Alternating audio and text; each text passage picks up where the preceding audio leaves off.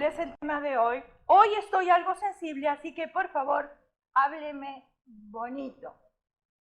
Entonces vayamos a la bella, la hermosa y la inalterable palabra de Dios en 1 Corintios, capítulo 14, versículo 20, y dice de esta manera: hermanos, no seáis niños en el modo de pensar, sino sed niños en la malicia, pero maduros en el modo de pensar. Que el Señor bendiga esta porción de su palabra. Muy bien, el tema es: hoy estoy algo sensible. ¿Qué significa la palabra sensible o qué es un cristiano sensible? Y vamos a ver con la ayuda del diccionario cómo lo define. Un cristiano sensible es una persona que siente y se impresiona fácilmente. Es la persona que se deja llevar con facilidad por sus sentimientos y se hiere fácilmente. Lo vuelvo a repetir. Es la persona que se siente y se impresiona fácilmente. Es la persona que se deja llevar con facilidad por sus sentimientos y se hiere fácilmente. El cristiano sensible es el que vive por los sentimientos más que por el entendimiento de la palabra de Dios. El cristiano sensible no puede ser movido al servicio, oración o al estudio de las palabras a no ser que tenga ganas. Si tengo ganas, voy a orar. Si tengo ganas, voy a leer la palabra. Si tengo ganas, voy a hacer esto, voy a servir. Si tengo ganas, voy a la iglesia. Si tengo ganas, visito a los enfermos. Si tengo ganas, si tengo ganas, si tengo ganas. Imagínese usted si un pastor se presenta delante de la congregación y le dice: hermanos, discúlpenme porque hoy no tuve ganas de preparar el mensaje. Suena gracioso, ¿verdad? Pero puede ser. Si es un pastor movido por la sensibilidad, lo puede hacer.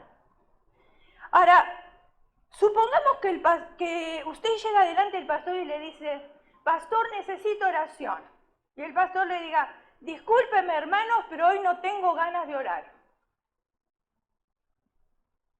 Analice un poquitito, ¿eh? Y usted va a decir: pero es pastor, tiene que hacerlo, es su responsabilidad. Es la responsabilidad de todo cristiano de no moverse por ganas, sino por responsabilidades. ¿Qué le parece a usted si, por ejemplo, necesita una cirugía y usted está preparada, lista ya con el IV, ya le hicieron exámenes de sangre, ya está lista para entrar al quirófano? Y cuando llega al quirófano, el doctor que le va a operar le dice: hoy no la voy a operar porque no tengo ganas. Imagínense.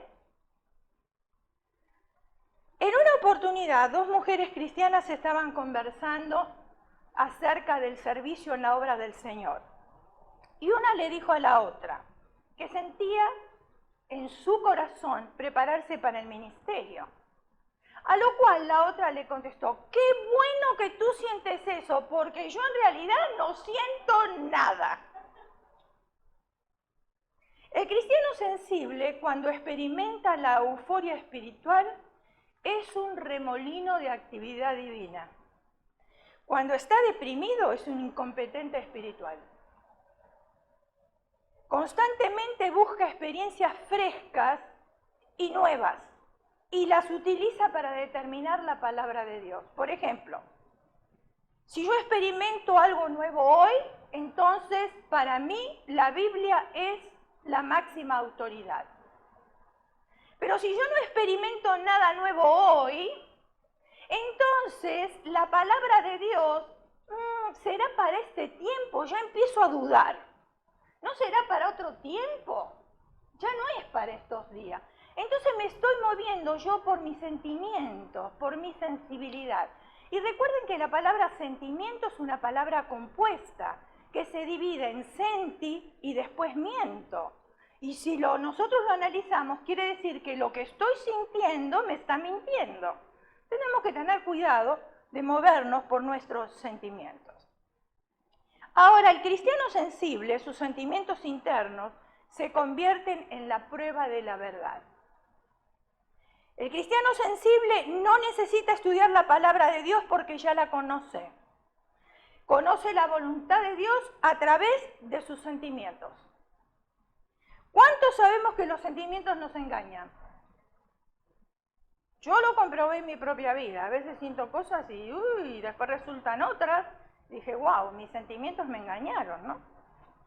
No siempre lo que sentimos, aunque sea bueno, es la voluntad de Dios.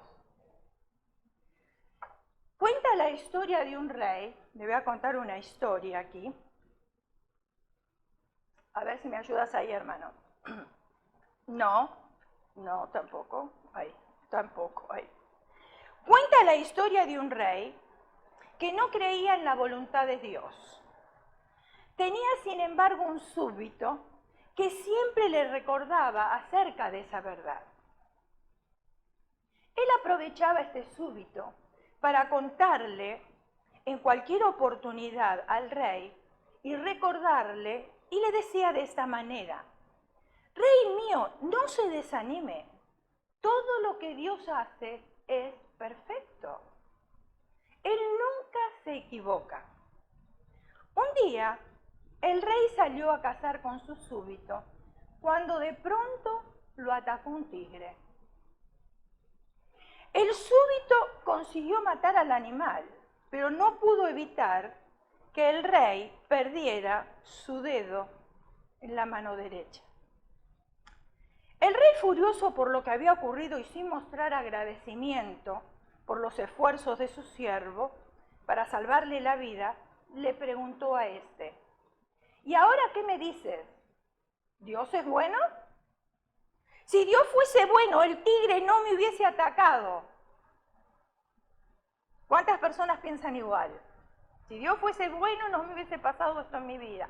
Si Dios fuese bueno, si Dios fuese bueno, si Dios fuese bueno, no se morirían los niños de antes. Si Dios fuese bueno, ¿cuántas personas no piensan lo mismo? Si Dios fuese bueno, el tigre no nos hubiera atacado y yo no hubiese perdido mi dedo. El siervo respondió: Rey mío, a pesar de todo lo ocurrido, solamente puedo decirle que Dios es bueno y que Él nunca se equivoca. Y que quizás perder el dedo ha sido para su bien porque Dios es perfecto. El rey, indignado por la respuesta de su súbdito, mandó que lo encerraran en la celda más oscura. Pasó algún tiempo y el rey salió nuevamente de cacería. Cuando menos se lo esperaba, fue atacado por una tribu de indígenas que vivía en la selva. Estos indígenas eran temidos por todos, pues se sabía que hacían sacrificios humanos para sus dioses. Inmediatamente después que capturaron al rey, comenzaron a preparar el ritual del sacrificio.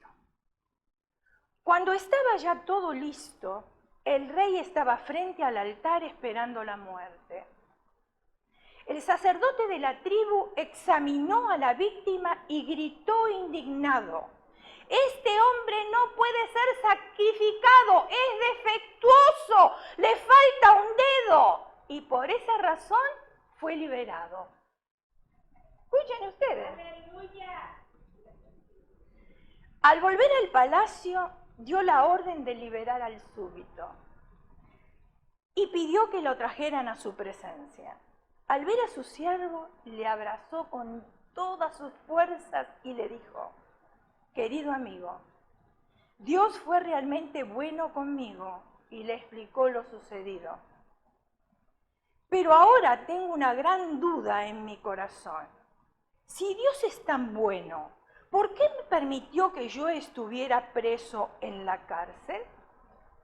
El siervo sonrió y le explicó al rey: Rey mío, si hubiera estado con usted en esa cacería, seguramente habría sido sacrificado en su lugar, ya que a mí no me falta ningún dedo. Fíjense en ustedes la historia, qué tremendo. tuvo que ir este hombre a la cárcel, aunque parecía algo negativo, pero había un propósito de Dios. Porque es verdad, si los dos salían de nuevo a la cacería, al rey no lo iban a sacrificar porque era defectuoso, pero a este hombre sí lo iban a sacrificar. Y a veces cuando nosotros leemos la historia de José, decimos, pero José no tenía ningún problema, era un buen muchacho, era amado por el padre. ¿Por qué los hermanos lo vendieron? ¿Por qué tuvo que ir preso? ¿Por qué tuvo que ir a estar bajo Faraón? ¿Pero por qué esto? ¿Por qué el otro? Había un propósito de Dios y después lo vimos, cuando terminamos la historia de José, vemos que realmente había un propósito de Dios para que sucedieran todas esas circunstancias difíciles en su vida, para que después él pudiera clamar la victoria de nuestro Señor. Y lo mismo entonces le pasa a esta persona. El cristiano sensible, al igual que el rey de la historia, no quiere conocer a Dios, quiere experimentar a Dios. Son dos cosas totalmente diferentes, hermanos. Porque yo puedo estar aquí en la iglesia y en un momento del mover del Espíritu, cuando veo que otros hermanos están gozándose, que están alabando, que están danzando, en esa misma euforia yo entro, yo experimento a Dios, pero no necesariamente yo conozco a Dios. Porque si yo conozco a Dios, no espero que entren otros en la euforia del Señor, que si no ya vengo directamente preparado para provocar yo la euforia. ¿Me está entendiendo, verdad?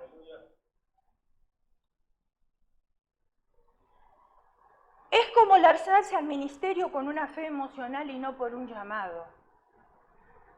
Cuando alguien se lanza al ministerio por una fe emocional, poco le dura el ministerio. Cuando es un llamado, a pesar de las pruebas, de las dificultades, obstáculos, porque siempre van a ocurrir, sin embargo, el que se lanzó sigue perseverante. ¿Por qué? Porque Dios al que llama capacita y también sostiene.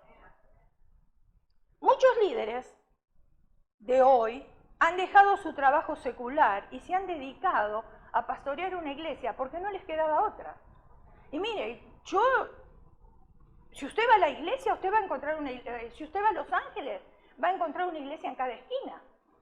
Hay iglesias que abundan, es increíble. La pregunta es, ¿estos pastores o estas personas que están en la iglesia fueron preparados y llamados por Dios para realmente ministrar? Nosotros hemos ido a predicar en una iglesia, hermanos, donde en el mismo lugar se congregaban dos grupos hispanos. Salía uno y entraba el otro, porque se dividían ellos la mitad de la renta. Entonces hay ciertas cosas que a uno le da que pensar, que a uno le dice, pero ¿será realmente que este es un llamado de Dios? Porque si Dios al que llama capacita y sostiene, Dios no es mentiroso. Dios cumple con su palabra y Dios cumple con sus promesas también. El cristiano sensible no sabe que la Biblia dice, sed como niños en la malicia, pero maduros en la manera de pensar. El cristiano sensible va alegre por su camino hasta que se encuentra con el dolor de la vida, que no es tan alegre, y entonces ahí se desploma. ¿Qué sucede cuando hay un conflicto entre lo que Dios dice y lo que yo pienso? ¿Qué creen ustedes que yo debo hacer? Entre lo que Dios dice y lo que yo pienso. ¿Cuál es la decisión que nosotros deberíamos tomar? ¿Cuál es? ¿Cuál? Exacto, debemos hacer lo que Dios dice, aunque no nos guste. ¿Por qué? Porque así se trata el cristianismo, de eso se trata el cristianismo, de hacer la voluntad de Dios. Porque Dios nos conoce a nosotros mejores que nosotros mismos y Él siempre va a querer nuestro bien. Ahora, reflexione por un momento. ¿Qué sucedería en su propia vida si usted actúa según lo que tiene ganas de hacer? Porque mañana usted va a ir a trabajar, ¿no? Y se levanta a la mañana y no tiene ganas de ir a trabajar, o todas las veces tenemos ganas de ir a trabajar. Pero tenga ganas o no tenga ganas, ¿tiene que ir o no? ¿Tiene que cumplir con la responsabilidad? A veces no tengo ganas porque, ay, mi trabajo que es tan aburrido, o porque mi jefe, o porque mis compañeros. Pero de todas maneras, a pesar de todas esas circunstancias, yo tenga ganas o no tenga ganas, yo tengo que cumplir con mi responsabilidad. Ahora, mire, Satanás muchas veces a nosotros nos engaña. ¿Por qué? Porque él nos hace creer que la obediencia jamás proporciona felicidad. Que la felicidad está en hacer lo que yo quiero, en lo que yo tengo ganas, en lo que yo siento. Pero no en la obediencia, porque la obediencia es como si a mí me atara, como si yo me siento encadenado, porque yo quiero hacer otra cosa, pero tengo que obedecer. ¿Recuerdan la mentira de Satanás que le dijo a Adán y Eva? Ustedes la conocen, la Biblia, y tienen que recordar. Si haces lo que Dios ordena, no serás feliz. Eso fue lo que le dijo. Si haces lo que yo te digo, serás liberado y conocerás la felicidad. Claro, es una felicidad quizás momentánea, pero después es una condenación eterna. El secreto de la felicidad se encuentra en la obediencia a Dios. ¿Y cómo cuesta obedecer a Dios? ¿Sí o no? Cuesta. No es fácil, porque siempre se interpone con lo que yo siento y con lo que yo tengo ganas. Y a veces yo no tengo ganas de orar, no tengo ganas de leer la Biblia, no tengo ganas de venir a la iglesia, no tengo ganas que me hablen de Dios, no tengo ganas. Porque la situación que está a mi alrededor hacen que yo no tenga ganas. Entonces yo tengo que superar esas cosas para obedecer a Dios. ¿Y por qué tenemos que obedecerle a Dios? Eso es otra cosa.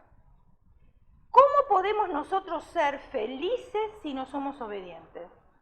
¿Cómo nosotros podemos ser obedientes si no sabemos a quién obedecer? En resumen, la felicidad no puede ser completamente descubierta mientras permanezcamos ignorantes a la palabra de Dios.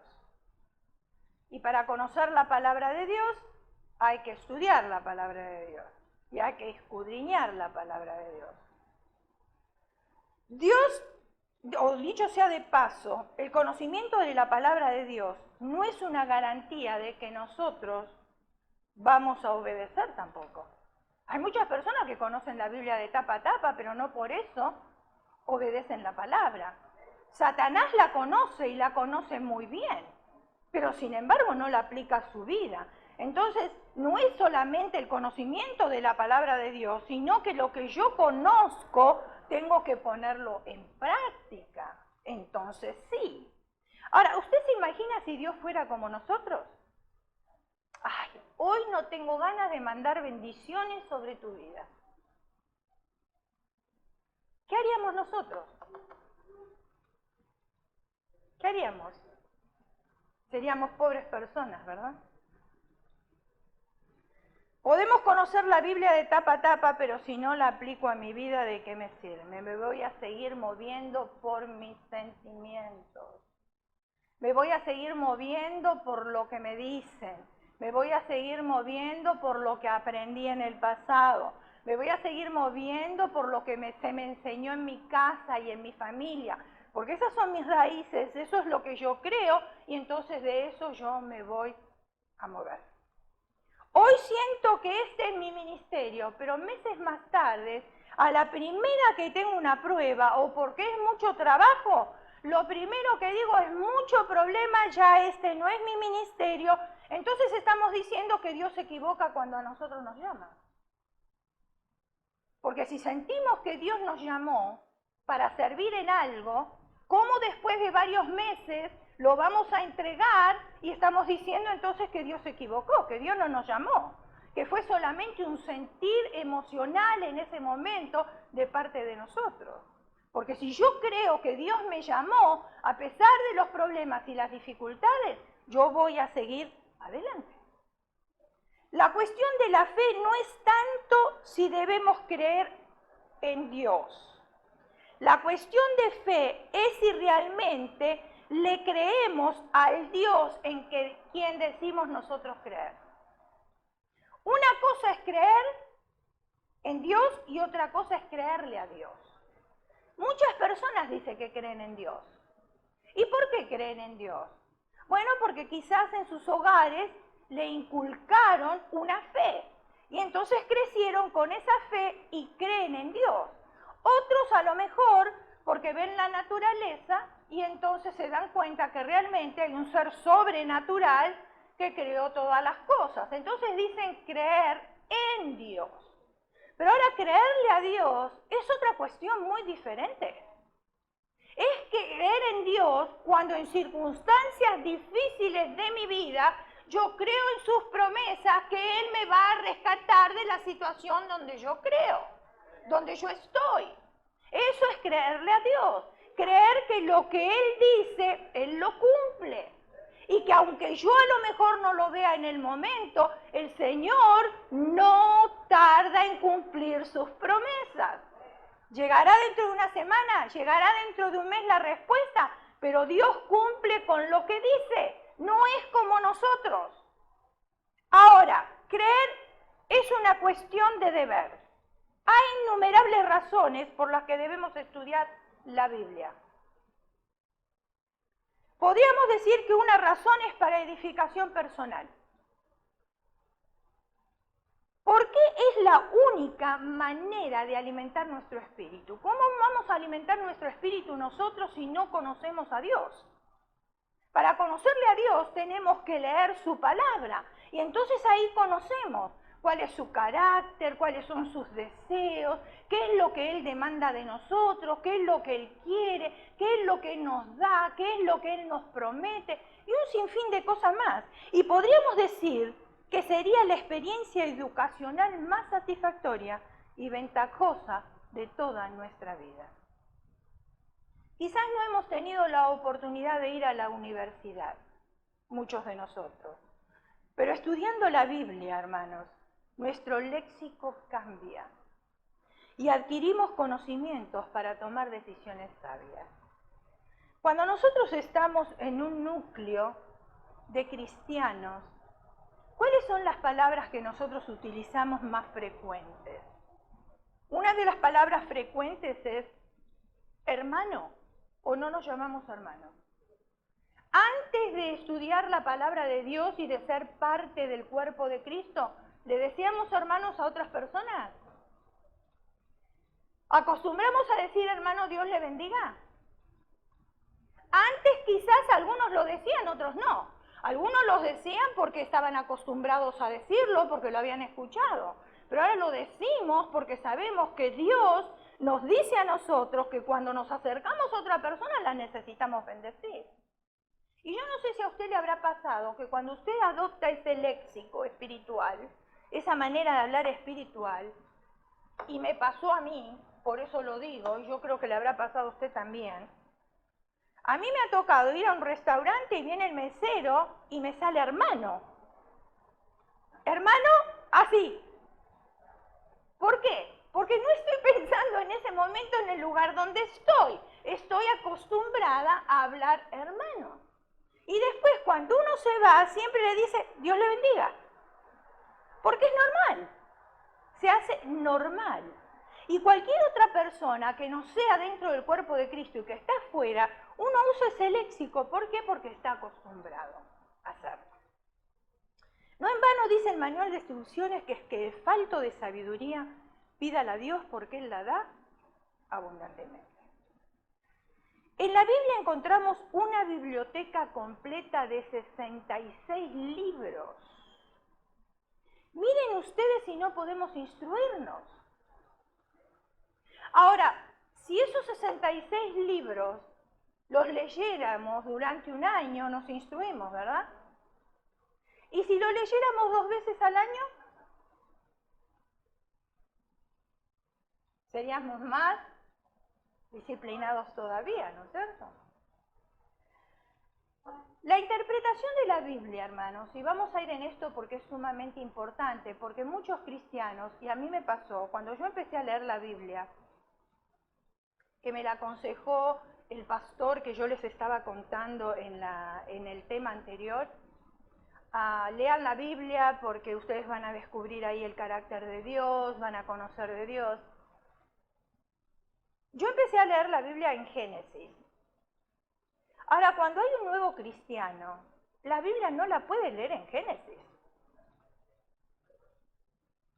Porque al principio me encantó la creación. ¡Wow! ¡Qué tremendo!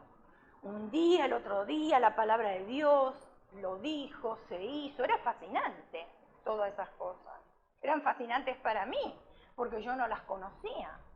Pero después, cuando comencé a leer más adelante y vi tantas guerras, tantas muertes, yo digo, pero este no es el Dios que yo conozco. Claro, yo nunca lo llamé Señor, para mí era Dios, porque todavía no lo conocía como mi Salvador personal. Pero en el Antiguo Testamento nosotros nos encontramos con un Dios guerrero, un Dios que siempre estaba en guerra, tenía que orientar a su pueblo, esa era la manera. Entonces, si uno no va al Nuevo Testamento, y especialmente para los nuevos cristianos, es recomendable el libro de Primera de Juan, donde habla mucho del amor de Dios.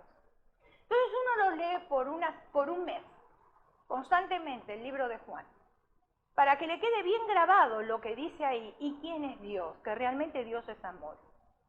Entonces, cuando uno comienza a leer ese libro y después empieza a leer el Nuevo Testamento, recién se va al Antiguo Testamento y va a entender muchas cosas. Va a entender que ellos vivían por ley, ahora nosotros vivimos por gracia, que es sumamente diferente. Entonces, si yo empiezo a leer la Biblia de una manera equivocada, no me van a dar ganas de leerla. Y mire, usted lea números. Si tiene sueño, lea números y se va a quedar dormido, pero rapidísimo. Porque 657.599. Y yo digo, pero ¿para qué me sirve a mí tantos números ahora, no es cierto? Entonces, lea Jeremías, y Jeremías es interesante, pero está hablando un profeta que llora. Y hay un montón de otras cosas.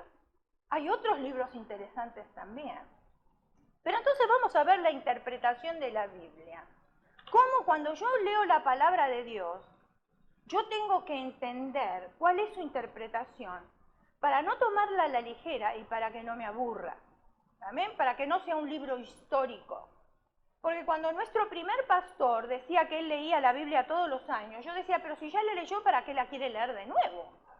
Claro, porque yo lo tomaba como un libro común, hasta que yo entendí que la Biblia no es un libro común, es un libro que cobra vida, es un libro que fue escrito tantos años atrás, pero que es vigente en el día de hoy, y que como me habla él, no me habló el año pasado y no me hablará en el año que viene.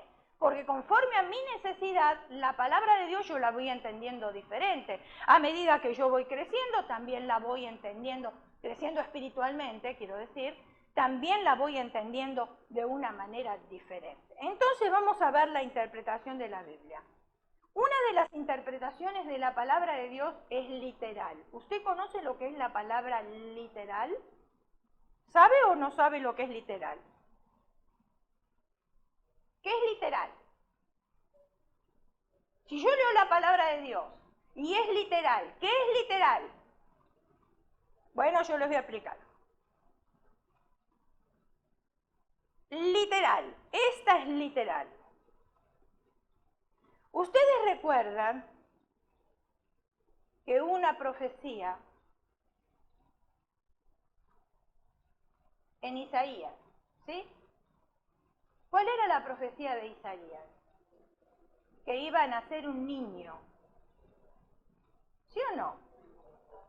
¿Tienen sueño? ¿Están aquí o están pensando en lo que estoy diciendo? Ok.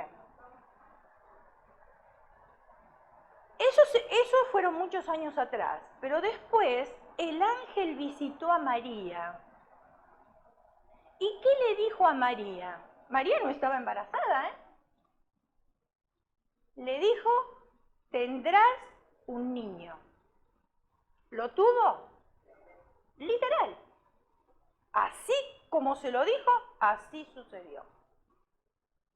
Cuando la palabra de Dios dice no pecarás, ¿qué es? ¿Profética o literal? es literal. No pecarás y no le agregues más nada, ya está. Así se dijo y así va a ser. No se puede hacer otra cosa. Entonces, hay cosas en la palabra de Dios que son literal. Que así como se dice, así tiene que ser. Muy bien. Hay otras que son figurativas. Por eso la interpretación es diferente. ¿Cuál es la figurativa? La figurativa es cuando el Señor dijo, yo soy la puerta. ¿Acaso Dios es la puerta? ¿Jesús es la puerta?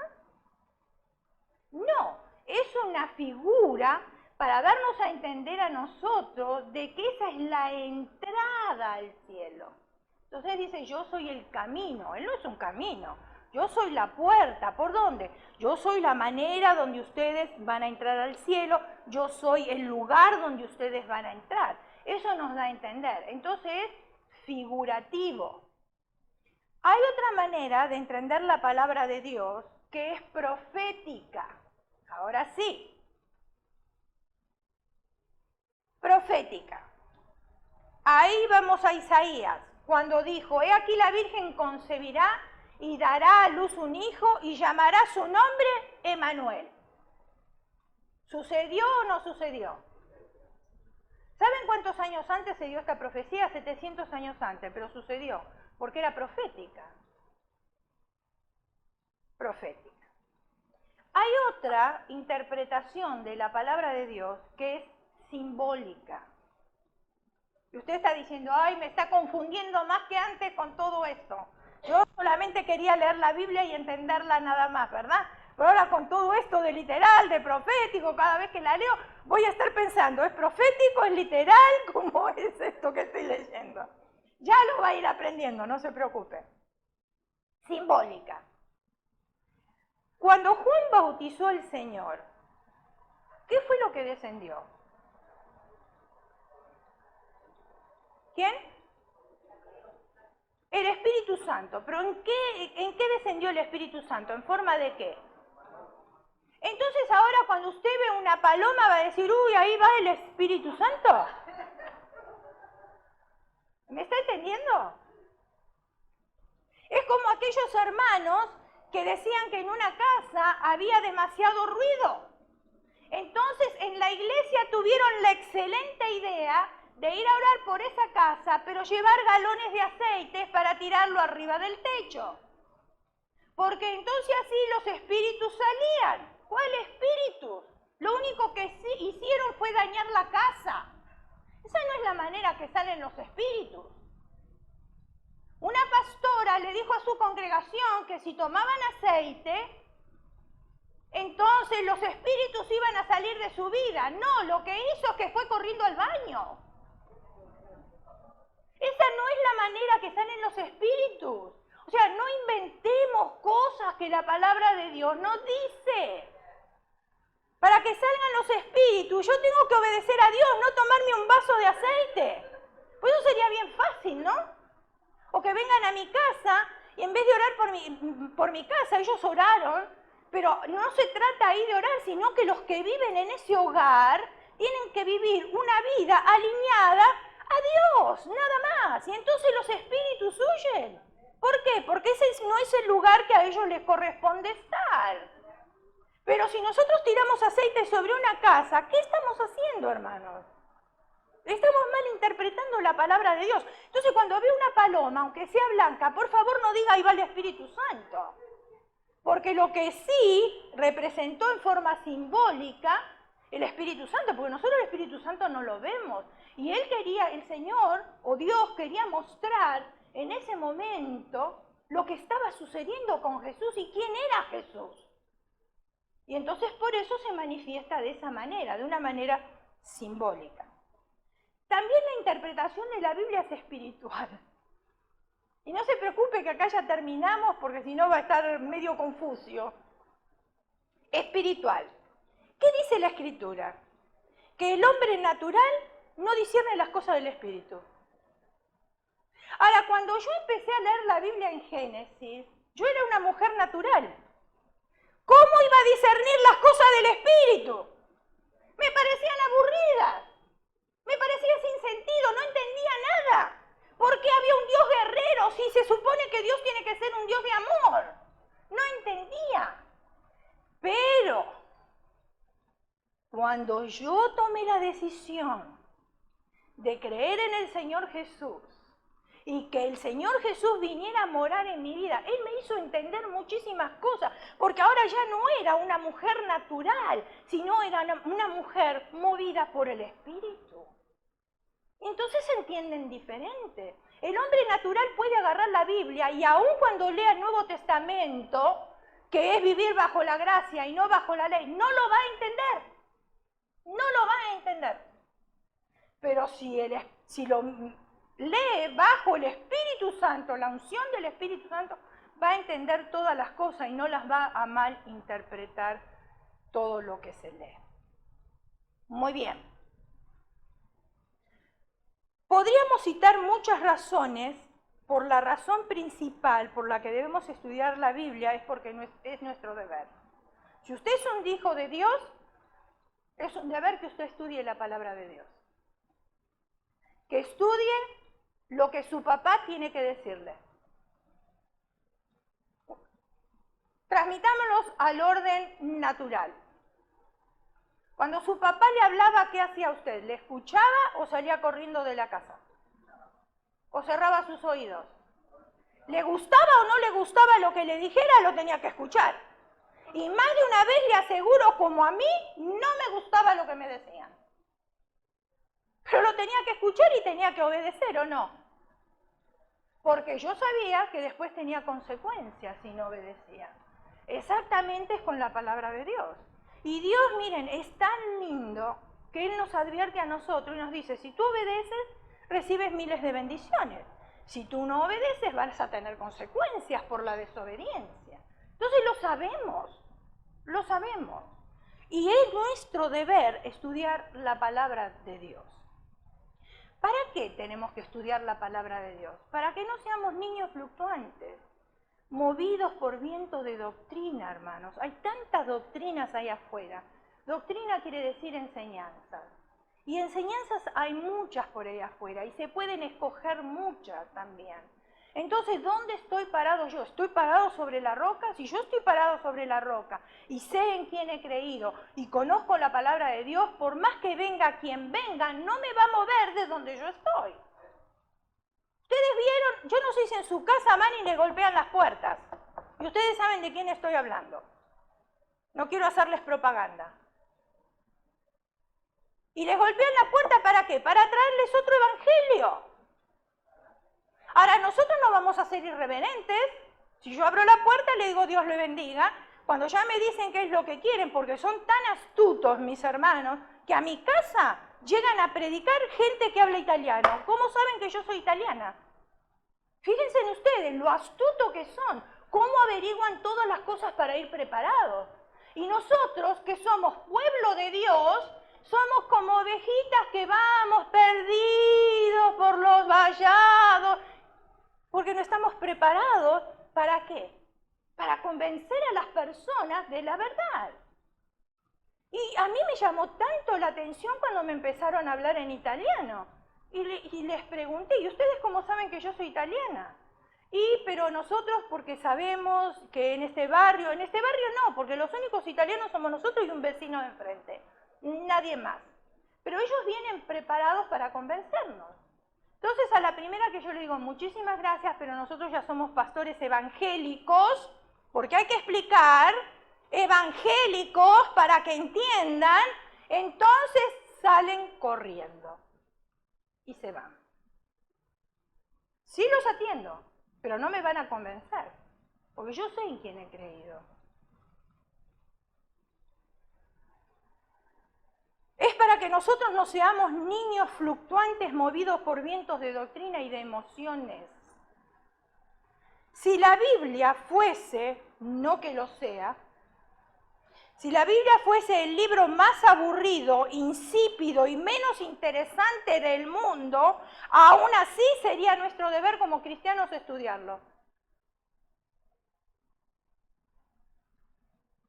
¿Veo dos cabezas que hacen así? El resto están pensando qué van a hacer, si van a estudiarla o no la van a estudiar. Encontramos en la Biblia historias interesantísimas. Y eso para que usted le enseñe a sus hijos también. Porque a los niños se les hace aburrida la palabra de Dios. Si los padres creen que es aburrida, los hijos van a creer que es re aburrida. Porque no queda otra. Pero si los padres le ponen un poquitito de sal y pimienta y un poquitito de gracia a la palabra, entonces a los niños les va a interesar qué es lo que dice ahí adentro. Porque es beneficio para ellos también. Para que ellos comiencen a crecer en la gracia y en el conocimiento del Señor Jesucristo. Por ejemplo, encontramos historias como estas. El nacimiento de Moisés. Qué linda historia. Miren, la fe de una madre que puso a su hijo en una arquilla y fabricada por ella, con juncos, hermanos. Y sin embargo ahí lo dejó. ¿Por qué? Porque ella sabía que Dios estaba al cuidado de esa criatura. Y ahí vemos los resultados. ¿Qué sucedió en la vida de Moisés? ¿No es una historia para contarle a nuestros hijos? En vez de leerle un libro mundano o ir a alquilar una película y ponérsela de violencia. ¿Qué de la vida de José y sus hermanos? Un joven que tenía toda una capa de colores. Y uno puede hacerlo tan lindo para los niños que le llame la atención. El padre lo amaba, pero sus hermanos no lo amaban tanto porque estaban celosos. ¿Y qué sucedió? Lo vendieron, fíjense en ustedes. ¿Pero Dios estaba con José? Claro que sí. Se lo llevó lejos. Tuvo que pasar por pruebas, pero esas pruebas que él atravesó fueron para afirmarlo más en la creencia de Dios, porque él no se movió ni a diestra ni a siniestra. Él siguió firme a pesar de las pruebas y obtuvo los resultados. ¿Qué si hablamos del nacimiento y el llamado de Samuel? ¡Ay, la madre la tenían por ebria! ¡Y la pobre estaba orando! Fíjense ustedes que las apariencias engañan. Está orando, derramando su espíritu y la tienen por alcohólica. ¿Fue escuchada su oración? Fue escuchada. Y el hijo que tuvo no fue cualquier hijo, porque fue usado por Dios. Porque ella dijo, antes de que naciera, que ella lo iba a entregar al Señor todos los días de su vida. ¿Qué si hablamos de las proezas de Sansón? Yo cuando veo a los hermanos que vienen con el cabello corto, les digo, ¿Dalila te cortó el cabello? Hay muchas Dalilas aquí, Ustedes saben la estrategia que usó Dalila para vencer a Sansón. Una mujer totalmente despiadada que no había entendido el propósito, y bueno, era filistea, no lo iba a entender. Y fíjense en cómo se cumple la escritura, porque dice que el hombre es reducido a un bocado de pan, y es verdad. Ay, discúlpenme varones, pero qué tontos que son ustedes con las palabras de las mujeres, todo le creen. En todo se enganchan. ¿Qué es lo que ven ustedes? Yo quisiera ser hombre por un día para saber qué es lo que piensan y lo que sienten. ¡Ay, la belleza de Dalila! Lo miramos, ¿no es cierto? Claro. ¡Ay, la belleza de Dalila! ¡Ay, Cupido volando por todos lados! Y por mirar tanto la belleza y por mirar a Cupido, ahí tuvo los resultados. Aprenda, mi hermano, aprenda. Aprenda de la palabra, no sea tonto, no se deje convencer. Discúlpeme por la palabra, se la digo con mucho amor.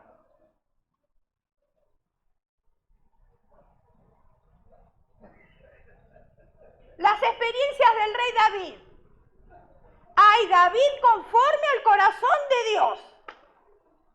¿Y qué metida de pata este hombre? Manda a llamar a Betsabé, manda a matar al marido, manda a llamar a la otra, Abigail, después la hace su esposa, después tiene a esta, después tiene a... Qué interesante, ¿no? Para que lo lean los varones. Y que, para que aprendan también. ¿Y qué si hablamos de la vida interesante de Jesús? ¿Cómo llegó a esta tierra como un ser humano para entendernos a nosotros? Y no solamente eso, lo que él atravesó durante su ministerio. Qué tremendo cuando él produjo un milagro en las bodas de Caná. El agua la convirtió en vino. Qué tremendo que en el último momento de su muerte, estando en la cruz, con un dolor impresionante que nosotros ni nos imaginamos, porque dicen que tener un hijo es doloroso, y yo lo sé porque los tuve. Lo que sí yo no atravesé es cuando hay cálculos en la vesícula que dicen que es un dolor espantoso, pero eso no se puede comparar a la crucifixión. Y él no merecía estar ahí. Sin embargo, de la cruz, él dice unas palabras muy significativas. Padre, perdónalos porque no saben lo que hacen. Y no termina ahí.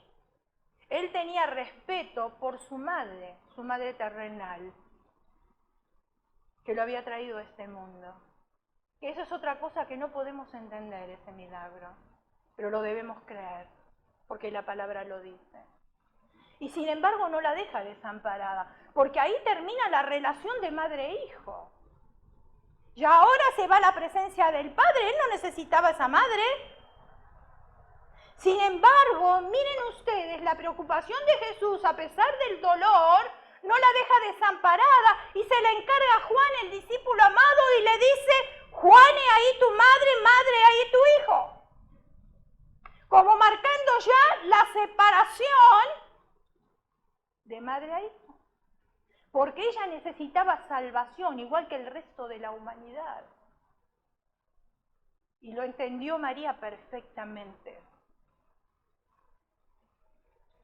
Después hay libros prácticos, como por ejemplo Proverbios y Santiago. La mujer rencillosa, ¿lo dice o no lo dice? Eso le gusta a todos los hombres. Es mejor vivir en el rincón de un tejado que en casa espaciosa con mujer rencillosa. ¡Wow! Eso es para ustedes, varones, gloria a Dios. Pero también dice, ve a la hormiga. ¡Oh, perezoso! Muchas cosas prácticas encontramos ahí, muchísimas. La muerte y la vida están en el poder de la lengua. Pero ¿cómo usamos la lengua? A veces la enroscamos de larga que la tenemos.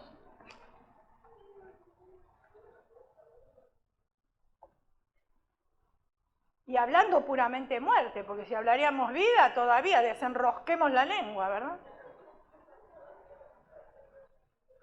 Historias de aventura y dramatismos intensos, como por ejemplo el libro de Daniel.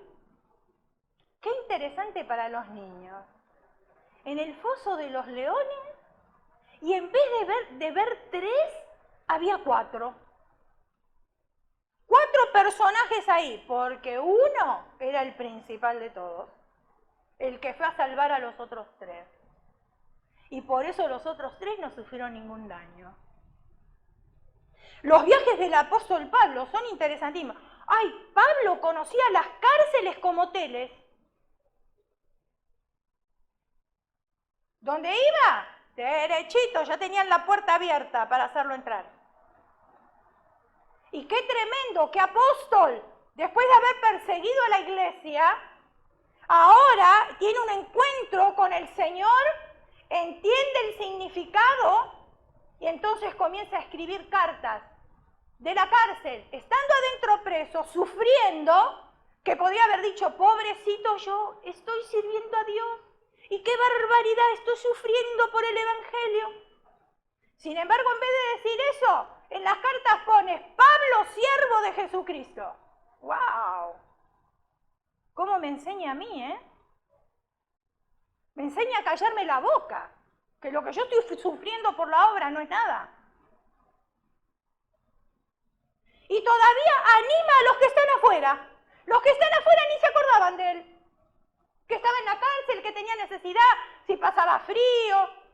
No, porque después él manda a pedir, ¿qué manda a pedir?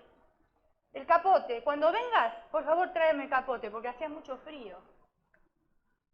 Ya estaba entrado en años. Los milagros y las parábolas de Jesús. ¿Cuántas parábolas? El hijo pródigo. Qué tremenda enseñanza. Tremenda. El amor de un padre. Ese es el amor de Dios hacia nosotros. Que hagamos lo que hagamos, siempre Dios nos va a amar. Siempre. Así como nosotros también amamos a nuestros hijos. Y aún el Señor Jesús dijo, si ustedes siendo malos saben dar buenas dádivas, cuanto más yo. Si ustedes no le van a dar piedra a un hijo, imaginen lo que haría Dios por nosotros si dio su vida entera. Historias bellísimas de amor encontramos. ¿A cuántos les gusta el romance? ¿Cuántos miran películas románticas? Bueno, acá tiene. Y tiene para instruirse el casamiento de Isaac y de Rebeca. Qué interesante, ¿no? ¡Wow! La encuentra ahí, ni bien la ve, amor a primera vista. ¿Qué tal? Los amores de Jacob y Raquel. El romance de Booth y Ruth. ¡Wow! Ese está tremendo, ¿eh? Tremendo. Cuando ella le dijo a la suegra, tu pueblo será mi pueblo y tu Dios será mi Dios. Y qué bien que les fue, porque termina la historia casándose con un hombre adinerado. La historia de la reina Esther, una mujer sencilla, una chica joven que andaba por ahí, lejos de pensar que se iba a convertir en reina.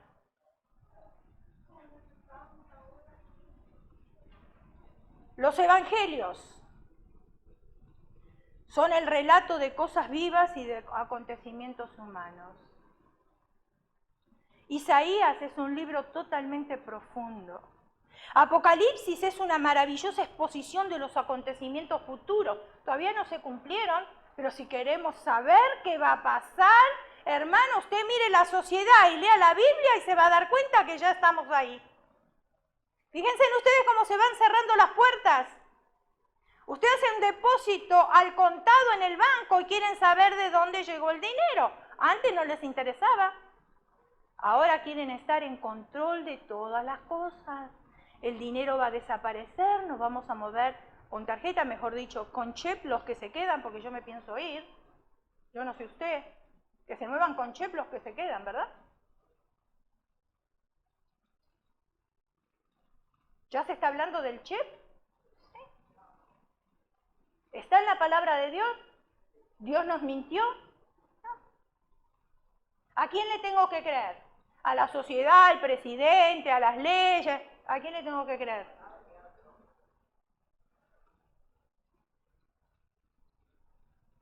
Exposición de los acontecimientos del futuro, algunos de los cuales ya se están verificando. Hermanos, miren, el Señor me permitió a mí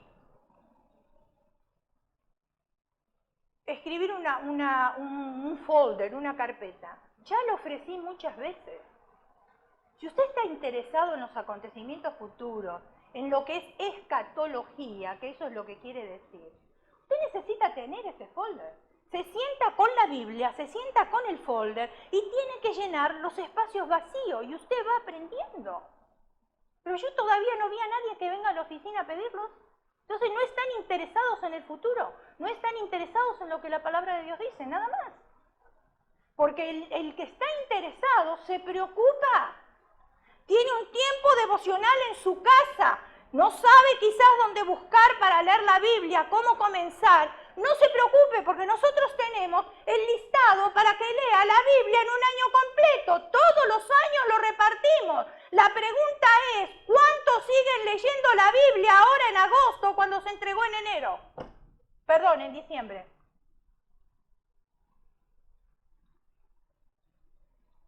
Pero sí queremos que Dios nos conteste las oraciones. Y estoy hablándoles con amor, hermano, advirtiéndoles, porque los tiempos vienen muy difíciles. Y nuestras mentes están preocupadas en otras cosas, no en las cosas del Señor. Y cuando tenemos que tomar decisiones nos cuesta porque no sabemos qué hacer.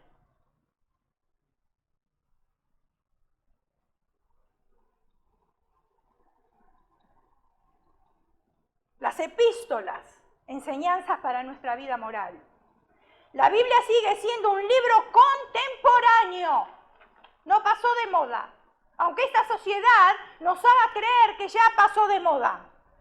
Aunque la Biblia no es un libro de ciencia, sus relatos se anticiparon a muchos descubrimientos e inventos también. Necesitamos leer la Biblia sin ningún prejuicio mental y podemos descubrir muchas enseñanzas valiosas.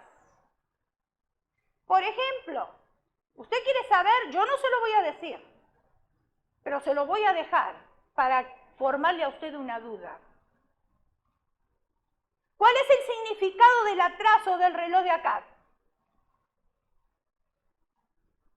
La NASA ya lo descubrió y ya lo dijo cuál es. La NASA estoy hablando, pero los hijos de Dios no sabemos. Pero la NASA sí lo sabe. Vivimos como seres humanos bajo una obligación por mandato divino de estudiar diligentemente la palabra de Dios.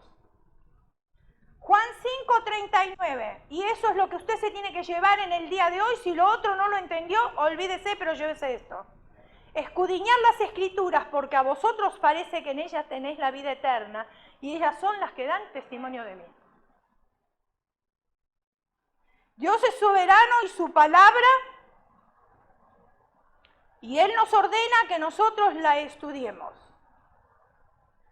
Muchos hogares llamados cristianos tienen problema hoy por no escudriñar la palabra y toman decisiones movidos por su sensibilidad. Leer la Biblia es un deber y no es una opción. Deber quiere decir que yo estoy obligado a hacerlo.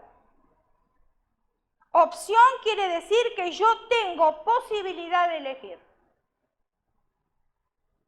Si usted viene a la oficina y viene a consejería, yo le voy a preguntar si usted quiere un consejo o quiere solamente una opinión. Porque si usted quiere una opinión, yo se la doy y después usted haga lo que se le plante en gana. Pero si usted quiere un consejo, no me haga perder el tiempo, escuche y aplique el consejo. Yo soy bien directa. A mí así me enseñaron. Porque pierde el tiempo usted y pierdo el tiempo yo. Y les digo más todavía, hermanos, nosotros en la semana estamos aquí en la oficina. Usted nos puede llamar cuando quiera, usted puede venir aquí a la oficina y nosotros le damos todo el tiempo que usted merece. Pero no venga el domingo a la oficina con problemas. Porque para nosotros el domingo y el viernes es un día de trabajo. Y suceden cosas en la oficina que ustedes ni se imaginan ni saben. Cosas que hay que arreglar a último momento. Y que hay que solucionarlas porque tiene que seguir funcionando la iglesia como un lugar público. Entonces, si usted quiere de nuestro tiempo, estamos más que encantados de dárselo y darle el tiempo que usted merece. Pero venga durante la semana, hacemos una cita y hablamos todo el tiempo que usted quiera. Y se lo digo con amor porque los domingos usted va a esperar que lo atendamos y no podemos hacerlo. No podemos hacerlo de la misma manera que lo haríamos en 3 semanas. ¿Sí me entendieron, verdad? Muy bien. Si descubriéramos los tesoros que son para nosotros en la palabra, seríamos menos sensibles. Ese es el final de todo. Si descubriríamos nosotros los tesoros que están en la palabra de Dios, seríamos menos sensibles. Si Cierre sus ojos, incline su rostro y vamos a orar.